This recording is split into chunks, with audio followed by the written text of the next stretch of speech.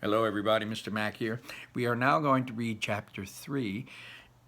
And since these chapters are just a little bit on the short side, which I like, because you get these little kind of, it's like eating a Hershey bar. You break a piece off at a time and you savor it.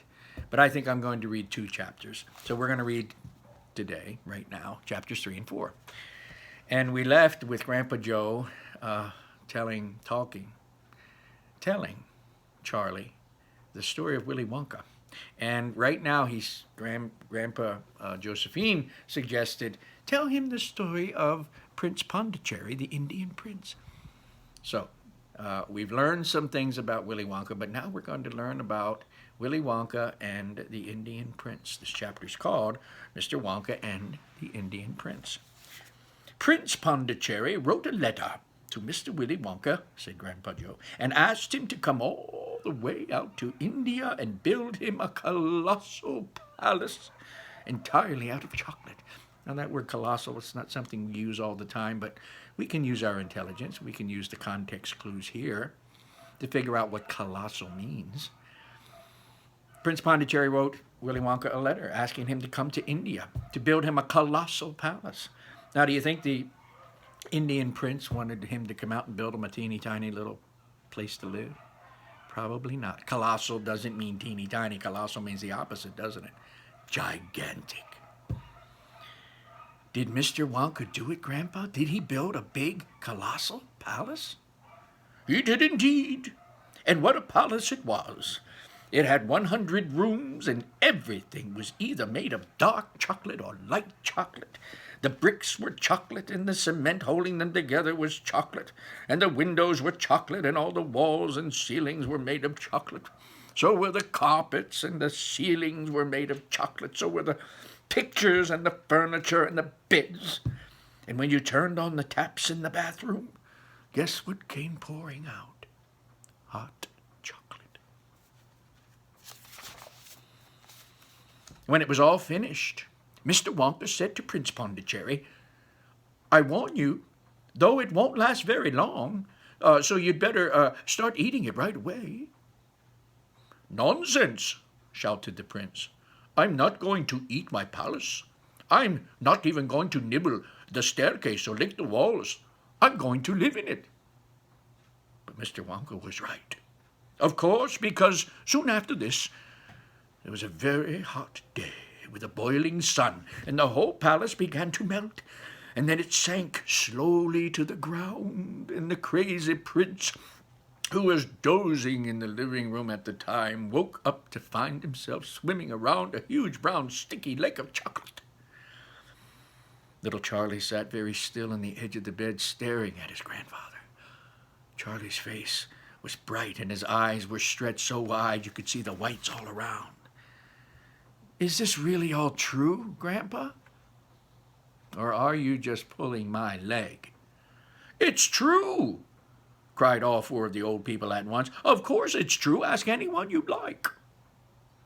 And I'll tell you something else that's true, said Grandpa Joe. And now he leaned closer to Charlie and lowered his voice to a soft whisper. Nobody ever comes out. Out of where, Grandpa? And no one ever goes in. In where? Asked Charlie. Wonka's factory, of course. Grandpa, what do you mean? I mean workers, Charlie. Workers? All factories, said Grandpa Joe, have workers streaming in and out of gates in the mornings and the evenings, except for Willy Wonka's. Have you ever seen a single person going into that place or coming out? Little Charlie looked around at each of the 4 old faces. One after the other, they all looked back and at him. They were friendly, smiling faces, but they were also quite serious. There was no sign of joking or leg-pulling on any of them. Well, have you? Asked Grandpa Joe. I really don't know, Grandpa Joe, Charlie stammered. Whenever I walk past the factory, the gates seem to be closed." "Exactly," said Grandpa Joe. "But there must be people working there." "Not people, Charlie. Not ordinary people, anyway." "Then who?" cried Charlie. "Aha! That's it, you see. That's another of Mr. Wonka's cleverness." "Charlie, dear," Mrs. Bucket called out from where she was standing by the door, "it's time for bed. That's enough for tonight." "But, Mother, I must hear—" "Tomorrow, my darling, tomorrow." "That's right," said Grandpa Joe. "I will tell you the rest tomorrow evening."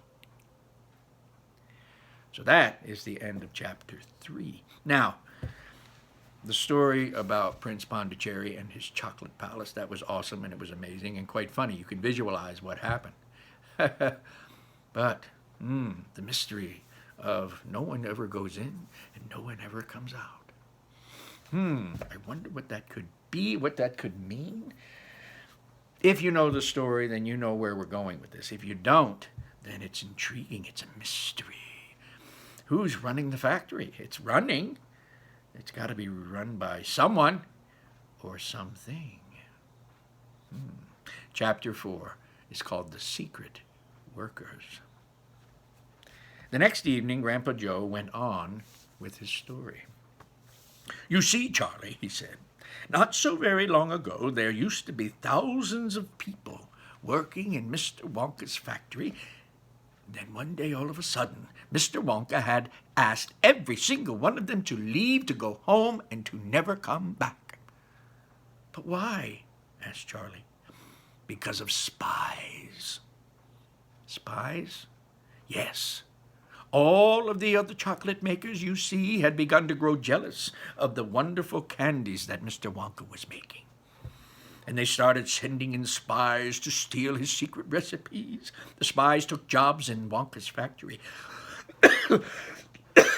pretending that they were ordinary workers while they were there. Each of them found out exactly how a certain special thing was made." "And did they go back to their own factories and tell?" asked Charlie.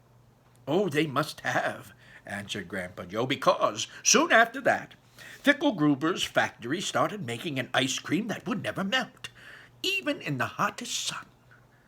Then Mr. Prodnose's factory came out with a chewing gum that never lost its flavor, however much you chewed it. And then Mr. Slugworth's factory began making candy balloons that you could blow up as huge sizes before you popped them with a pin and gobbled them up. And so on, and so on. And soon Mr. Willy Wonka tore his beard and shouted, 'This is terrible! I shall be ruined! There are spies everywhere. I shall have to close my factory.'" "But he didn't do that, Grandpa. He didn't." Oh, yes, he did, Charlie. He told all the workers that he was sorry, but they would all have to go home. Then he shut the main gates and fastened them with a chain. Suddenly Willy Wonka's giant chocolate factory became silent and deserted. The chimney stopped smoking and the machine stopped whirring, and from then on, not a single chocolate or candy was made. Not a soul went in or out, and even Mr. Wonka himself disappeared completely. Months and months went by, Grandpa Joe went on, but still the factory remained closed, and everybody said, "Poor Mr. Wonka, he was so nice, and he made such marvelous things, but he's finished now, it's all over." Then something astonishing happened. One day, early in the morning, thin columns of white smoke were seen to be coming out of the tops of all the chimneys of the factory. People in town stopped and stared. "What's going on?" they cried. "Someone lit the furnaces. Mr. Wonka must be opening again." They ran to the gates expecting to see them open wide and Mr. Wonka standing there to welcome his workers back. But no. The great iron gates were still locked. locked and chained as securely as ever, Mr. Wonka was nowhere to be seen. But the factory is working. The factory, the people shouted, "Listen, you can hear the machines. They're all whirring again. And you can smell the smell of melting chocolate in the air." Grandpa Joe leaned forward and laid a long, bony finger on Charlie's knee. And he said softly, "But most mysterious of all, Charlie, were the shadows in the windows of the factory. The people standing in the street outside could see small, dark shadows moving about behind the frosted glass windows. Small figures." "Shadows of whom?" asked Charlie. That's exactly what everyone wanted to know. "The place is full of workers," the people shouted, "but no one's gone in. The gates are locked. It's crazy. Nobody ever comes out either." But there was no question at all, said Grandpa Joe, that the factory was running. And it's gone on running ever since for these last 10 years.